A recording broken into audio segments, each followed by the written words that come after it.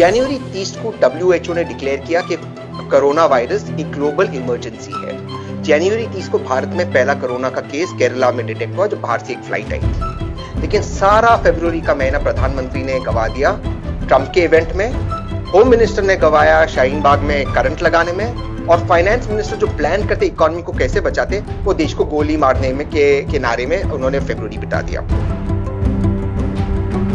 ये हमारे प्रधानमंत्री, उनकी बात मानना चाहिए और गर्व होता है, हमारे प्रधानमंत्री है। आज भी टेस्टिंग हमारी 13 लाख हुई है, हमारी 130 करोड़ की आबादी है। प्रधानमंत्री ने अगर मुल्क को लॉकडाउन कर दिया, उस वक्त केसेस जो थे कुछ 100 के आंकड़े के अंदर थे, आज 50,000 केसेस हुए, तो फिर लॉकडाउन का फायदा क्या हुआ है? आप देख रहे हैं पंजाब केसरी, नवोदय टाइम्स, जगबाणी टीवी। मैं हूं आपके साथ श्रमित, और आज हमने अपने प्लेटफॉर्म पर, डिजिटल प्लेटफॉर्म पर कनेक्ट किया है राजनीतिक विश्लेषक, टीवी पर्सनालिटी और कांग्रेस समर्थक के तौर पर उनको जाना जाता है, हमारे साथ तहसीन पूनावाला।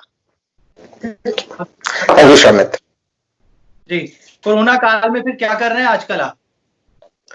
जी, जो सब कर रहे हैं कोरोना काल में, घर पे रहते हैं अधिकतर और काम घर से ही करते हैं। लेकिन मेरी सिचुएशन थोड़ी सी अलग है, क्योंकि टीवी डिबेट्स काफी होती है, टीवी पर काफी आपको टीवी काफी करना पड़ता है, तो उसकी वजह से थोड़ा सा काम बढ़ गया है।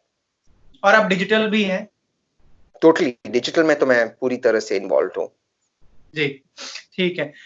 तो कोरोना काल में जिस हिसाब से जो सिचुएशन अभी पूरी दुनिया के सामने खड़ी हो गई है, ये ऐसी सिचुएशन है, एक इनविजिबल एनिमी है, उससे हमें लड़ना है, और उससे लड़ने के लिए पूरी दुनिया एक हो गई है। प्रधानमंत्री ने भी संदेश दिया कि मिलकर कोरोना से जंग लड़नी है, तो इस अपील पर आपका क्या टेक है? जनवरी 30 को WHO ने डिक्लेयर किया कि कोरोना वायरस एक ग्लोबल इमरजेंसी है। जनवरी 30 को भारत में पहला कोरोना का केस केरला में डिटेक्ट हुआ, जो बाहर से एक फ्लाइट आई थी। फरवरी से विपक्ष, मैं खुद हर टीवी चैनल पे कह रहा हूं, इसकी बहुत बड़ी एक स्वास्थ्य की संकट और आर्थिक संकट हमारे मुल्क पर आने वाली है। लेकिन सारा फरवरी का महीना प्रधानमंत्री ने गवा दिया ट्रंप के इवेंट में, होम मिनिस्टर ने गवाया शाहीन बाग में करंट लगाने में, और फाइनेंस मिनिस्टर जो प्लान करते इकोनॉमी को कैसे बचाते, वो देश को गोली मारने में के नारे में उन्होंने फरवरी बिता दिया। हमने जनवरी, फरवरी और मार्च 15 तक का जो एडवांटेज था भारत को, वो हमने पूरी तरह से गवा दिया। मार्च 13 को मोदी जी की हेल्थ मिनिस्ट्री कहती है कि भारत में ये इमरजेंसी है ही नहीं। मार्च 13 की बात है। तो मार्च 15 को प्रधानमंत्री टीवी पे कहते हैं जितने भी लोग भारत में आए जनवरी से, सबकी हमने चेकिंग की है। उसके बाद राजीव गौबा उनके कैबिनेट सेक्रेटरी कहते हैं 18 लाख लोगों की चेकिंग हुई नहीं। ये जो अगर हम जनवरी या फरवरी में अलर्ट होकर हम देखते कि चाइना और ईरान, पहले दो मुल्क में जहां ये वायरस जो है वायरल हुआ था, वो था चाइना और ईरान, उसके बाद ये इटली गया। अगर उनको देखकर हम फरवरी में हमारे मुल्क को बाहर से सारी फ्लाइटें हम बंद कर देते, आज हमारा मुल्क बेहतर स्थिति में होता। हम अंडर प्रिपेयर्ड थे टेस्टिंग के लिए। यहाँ एक पॉइंट मैं भी लेना चाहूंगा। आप कह रहे हैं कि WHO ने अलर्ट किया, WHO को लेकर अमेरिका लगातार सवाल उठा रहा है, और दूसरी बात ये कि प्रधानमंत्री या फिर बाकी मुल्क जो है, कई बड़े नुमाइंदे कह रहे हैं कि भारत ने बहुत अच्छा काम किया है, भारत से हमें बहुत सहयोग भी मिला है।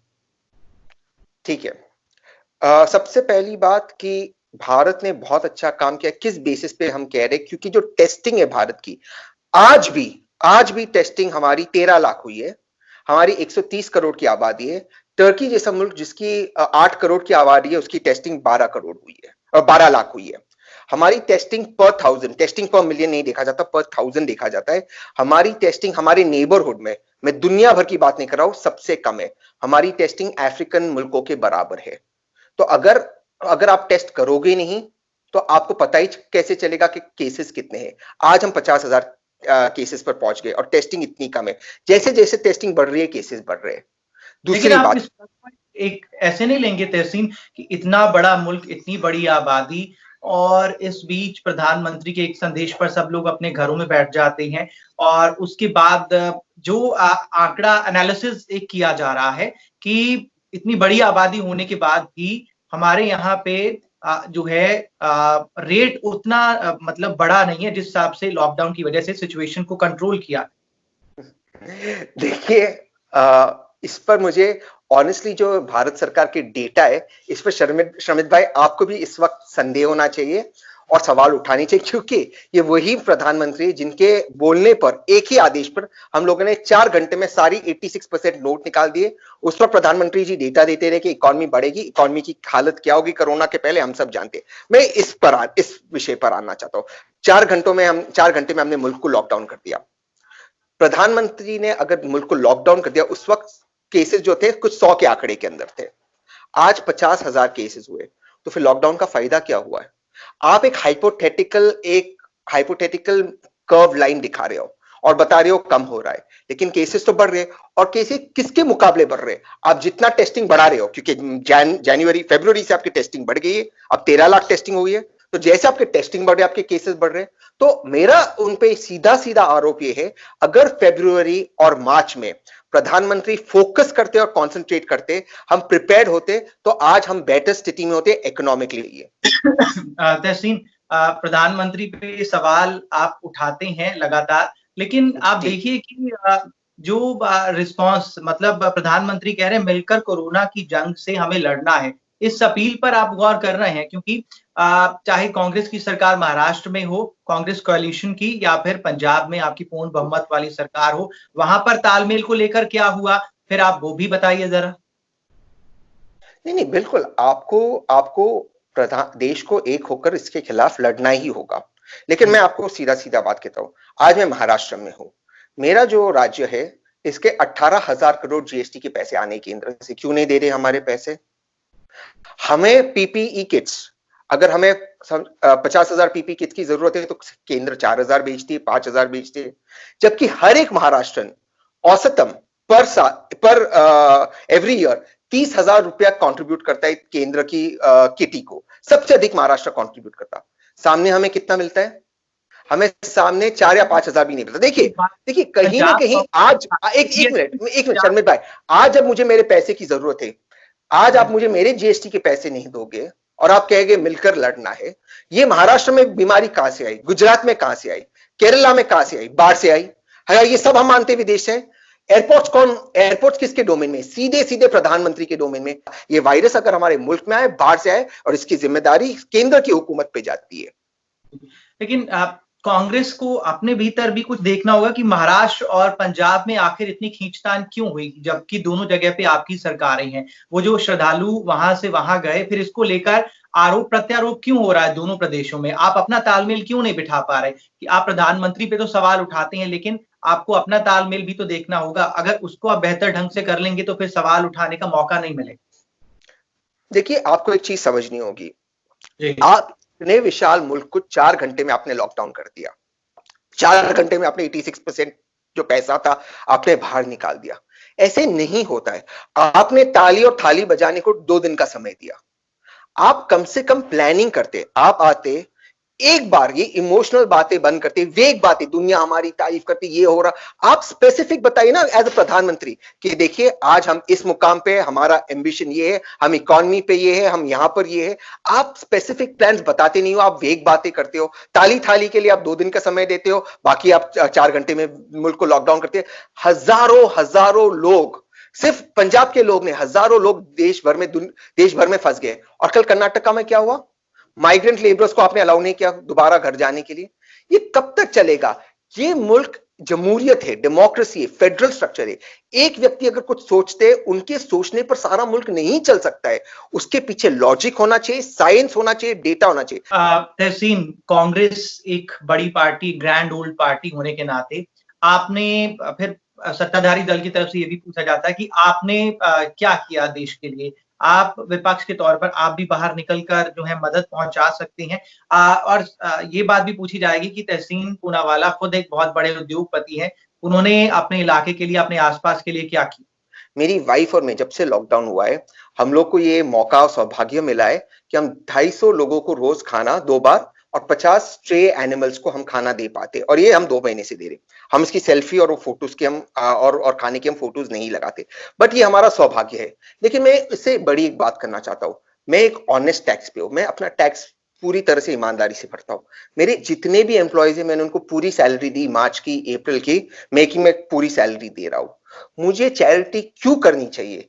जब मैं टैक्स भर रहा हूं, लोगों का ध्यान रखना सरकार का काम है। मैं कर रहा हूं ये, मैं क्योंकि मैं करना चाहता हूं, ये मेरा मुल्क है। लेकिन सरकार क्या कर रही है? लगातार प्रधानमंत्री 2014 से हमसे कुर्बानी मांग रहे, मांगना चाहिए, हमारा मुल्क है, हमारे प्रधानमंत्री है। 2016 को नोटबंदी में कुर्बानी मांगा, जीएसटी में कुर्बानी मांगा, बिजनेसेस को डिस्टर्ब कर दिया, आज कुर्बानी मांग रहे। मैं आपसे पूछ रहा हूं 2004 से 2014 तक हमने इतनी प्रगति की इकोनॉमिकली, मुल्क इतना तरक्की कर रहा था, हम चाइना के साथ मुकाबला कर रहे थे इकोनॉमिकली, हम टॉप 8 में आ गए थे, उस वक्त हम टॉप 8 में आ गए थे। आज रिसेशन में है, बार बार हमसे बताया जाता, हमें डराया जाता है, हमसे कुर्बानी मांगी जाती। ये पिछले 7-6 सालों में मैं पूछना चाहता हूं कि इकोनॉमी क्यों बर्बाद हो गई है, क्यों खराब हो गई है, क्यों हमसे कुर्बानी मांगी जाती है? आप कुर्बानी की बात तो कर रहे हैं, लेकिन पिछले 6 साल में 5 साल के बाद दोबारा इलेक्शन हुआ और प्रधानमंत्री को मैंडेट भी तो मिला है। मतलब लोग अगर उनके कहने पर थाली बजा रहे हैं, उनके कहने पर सारी बातों पर गौर कर रहे हैं, तो मतलब कुछ तो बात होगी। बिल्कुल, ये हमारे प्रधानमंत्री, उनकी बात मानना चाहिए और उनको बिल्कुल मैंडेट मिला है, मुल्क का मैंडेट मिला है, 35-36% वोट मिला है उनको और बिल्कुल आपको उसका आदर करना चाहिए। लेकिन ये एक डेमोक्रेसी है। क्या ये रिस्पेक्ट टू वे स्ट्रीट है? जब भी प्रधानमंत्री टीवी पे आते, वो हमसे एज इक्वल सिटीजन्स बात नहीं करते कि हम भी पार्टनर्स है। वो हम लोगों से कैसे बात करते हैं कि उन्होंने कुछ सोचा है, उन्होंने फैसला लिया है। ये डिक्टेटरशिप नहीं है। चलो और एक सवाल मैं आपसे पूछता हूं, इस बात को हम छोड़ दे, क्या प्रधानमंत्री स्पेसिफिकली डेटा के साथ बता सकते कि हमारा आगे का इकोनॉमिक प्लान क्या है?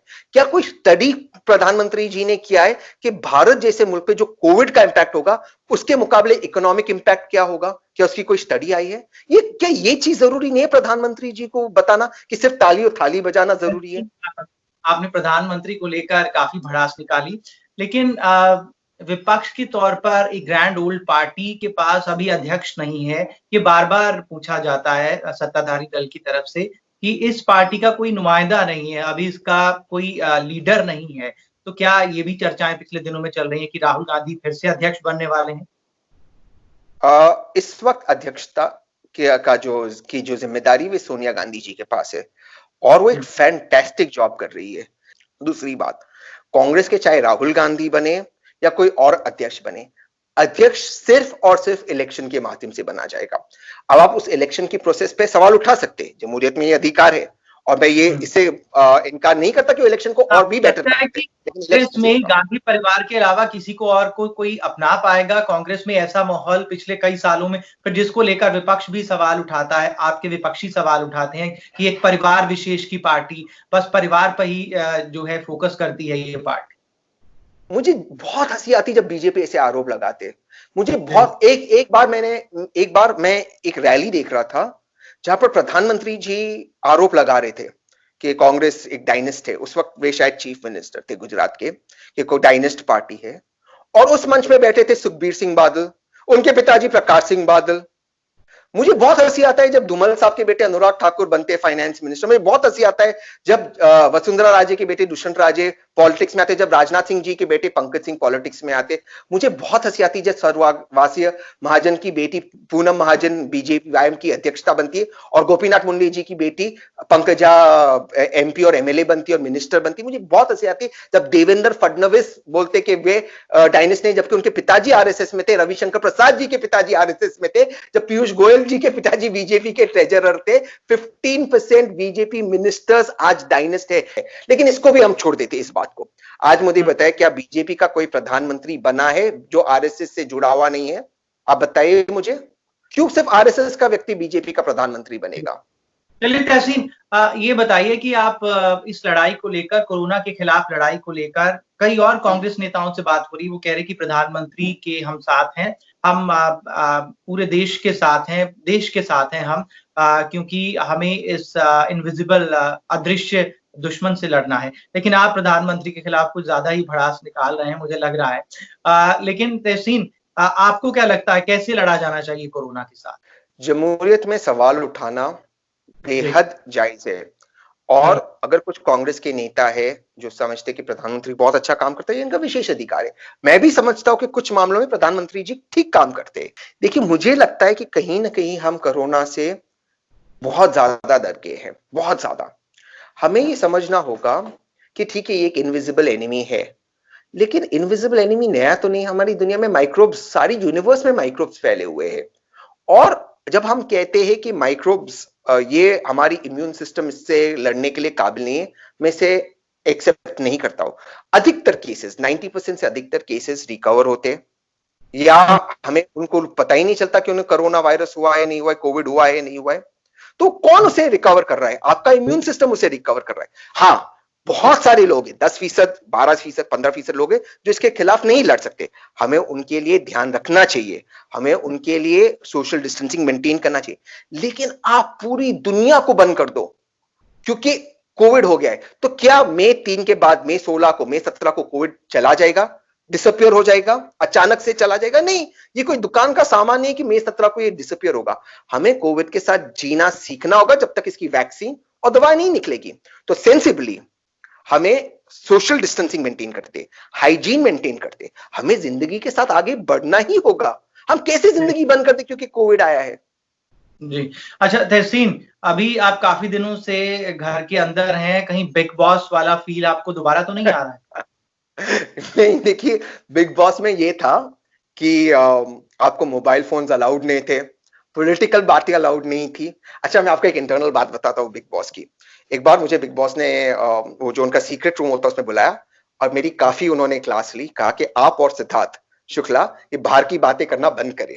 तो सिद्धार्थ और मैं पॉलिटिक्स बहुत डिस्कस करते थे, तो बिग बॉस में ये अलाउड नहीं था डिस्कस करना, मोबाइल फोन्स, न्यूज़पेपर्स, आपसे बात करने को मुझे मौका नहीं मिलता अगर मैं बिग बॉस हाउस में होता।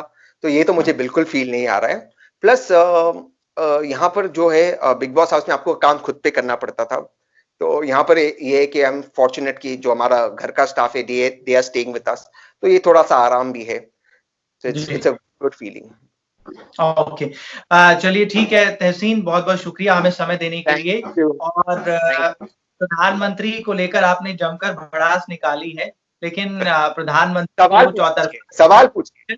प्रधानमंत्री को लेकिन चौतरफा जो है दुनिया भर से तारीफ भी बहुत मिल रही है उनकी लीडरशिप को, कि इंडिया जो है उनकी लीडरशिप में कोविड के साथ अच्छी फाइट कर रहा है, ऐसा दुनिया भर का, वो भी हमें मानना चाहिए कि जो दुनिया भर के नुमाइंदे, और गर्व होता है, हमारे प्रधानमंत्री है, हमारे प्रधानमंत्री। लेकिन ये रिक्वेस्ट है कि सबको साथ लेकर चले, और दूसरी बात, जो बात हमसे करते हैं हमें इक्वल पार्टनर्स लेकर बात करे, ना कि मैंने कुछ सोचा उसका फैसला किया। हमसे पूछे, देशवासियों के साथ पार्टनरशिप करें।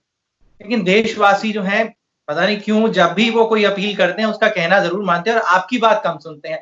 तो आपको या आपकी ग्रैंड पार्टी को थोड़ा मेहनत करने की जरूरत है, क्योंकि उनकी पार्टी, सत्ताधारी दल जो है वो जनता के साथ ज्यादा कनेक्ट कर पा रहा है। बहुत बहुत शुक्रिया तहसीन हमें समय देने के लिए। Thank you.